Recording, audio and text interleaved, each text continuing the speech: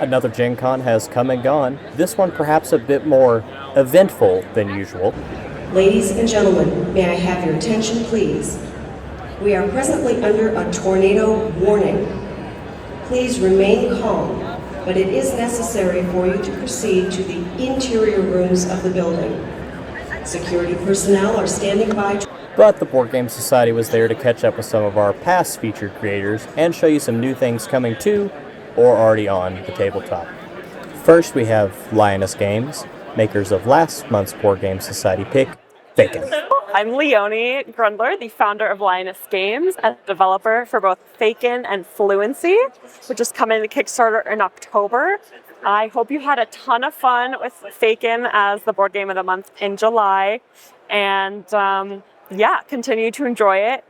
Don't forget that you just all may be on the same team. It could be a co-op game, but I hope you have had many rounds where you both had players on both the summer and winter Fey courts, and you were trying to find the heirs of both courts, and that maybe even had some games where everyone was on the same team.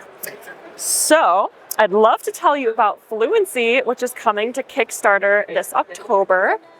So basically think Scrabble meets Cascadia, where players make words, and then you flip your letter tiles over, and you've got these marine creatures on the back of the letter tiles.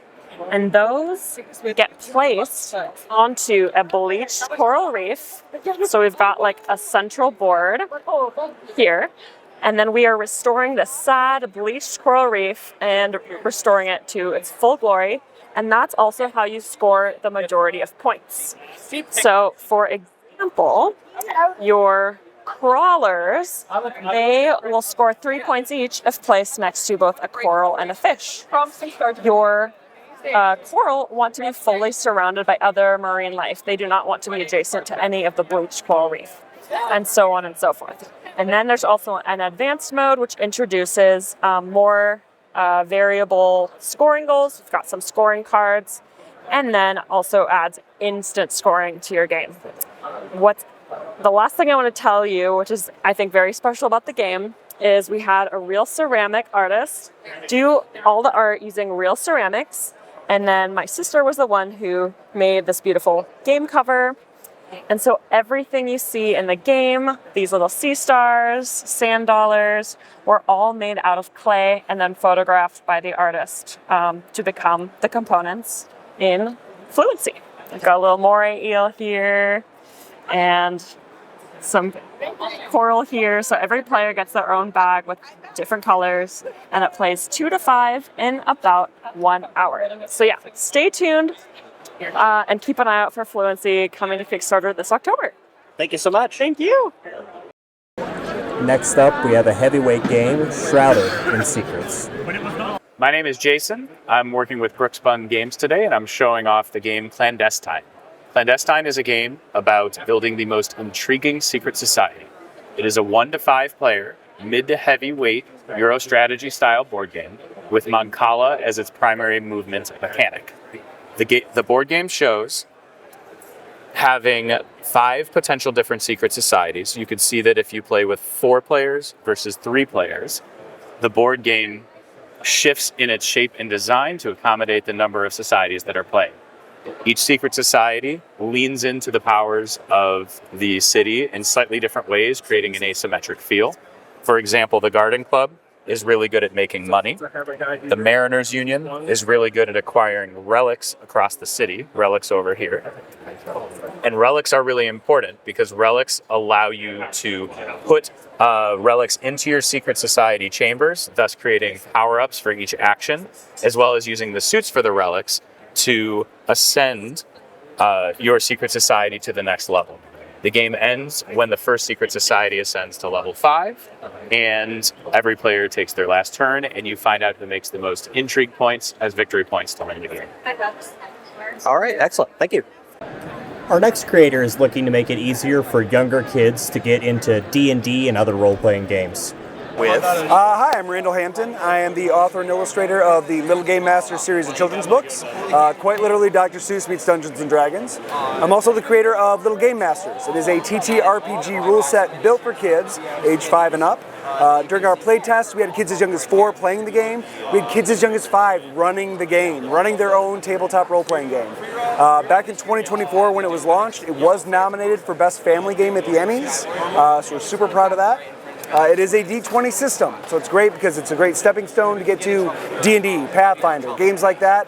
But it's a great way to bring kids into the table at the very beginning.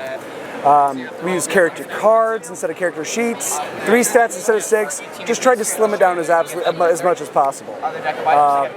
We have our own adventure modules. We have decks of items to equip with your characters, so just lots of variation and opportunity for you to play with your kids. We are running our next Kickstarter right now. It is live. Little game monsters, lots of monsters for you to play with, another adventure module, more character cards, just tons of stuff for us to give you to play with your kids. And when you say it's a D20 system, pure D20 or a full set of polyhedrals? Full set of polyhedrals, baby, excellent. Yeah. We use our D20 to do things like skill checks, combat, things like that, but we have opportunity to throw in the other dice as well. Things like status ailments and things like that. We'll bring in a D4 to see how long they last. Things like that. But there are opportunities to use the other dice as well. Excellent. And are all the characters pre-made, or are there opportunities to create your own? So yeah, we have 12 pre-gen characters right now, but we also have rules in our rule book to make your own character. And we, as always, we offer a free PDF download on our website of a blank character card, so you can make as many characters as you want. Excellent. All right, well, thank you so much for your time. Hey, thanks so much. Enjoy the show. All right. And our last creator takes us on a retro throwback to the harrowing Cola Wars of the 1980s. Hi, I'm Lucas with One More Turn Games. We're looking at Cola Wars today. Cola Wars asks the question, have you ever fantasized about being a high-powered cola executive? Fantasy many of us have suffered with through our lives. In this fantasy neon version of the 1980s where cola companies rule the world. So you are trying to market and strategize your brand towards world domination. Cola Wars is a up to 4-player medium economic strategy game. It's worker placement. So you're going to spend your company's time to affect different actions on your headquarters board. We'll have a little dry erase marker for you to write in the name of your brand or flavor, whatever you prefer. And you can hire and fire different executives to have access to different actions. Most of what you're doing throughout the game is competing for shelf space and head space. Shelf space is really easy to understand at a glance. It's just, where is your brand available? Can I buy you in a supermarket or the movie theater for versus headspace is more conceptual. Headspace is about when people think of sports, which brand are they thinking of? And then whoever's ahead on the track, that's the most associated with that idea. So then at the end of the year, can we snake over to here? At the end of the year, you're going to roll this fancy dice tower. Woof! And then these are the consumer dice. And this is representing what the people are interested in buying. You know, just like in real life, the consumer base can be fickle. So if people are interested, for example, in buying nostalgia, and you happen to be first in mind when talking about nostalgia, then you're going to win market share for that year. Market share serves effectively as our victory points. And though there is this random element with dice rolls, there are a lot of mechanics in the game that mitigate randomness. Like, you can do market research to pre-place a die ahead of time, or you can hold on to a card and force a die roll at the last minute that only you know is going to hit. And so there's plenty of interesting competitive strategy to be had, and it's full of these fun, kitschy 80s references. This will be live on GameFound in the month of August, right after Gencon. Thanks for looking at Cola Wars. Thank you so much.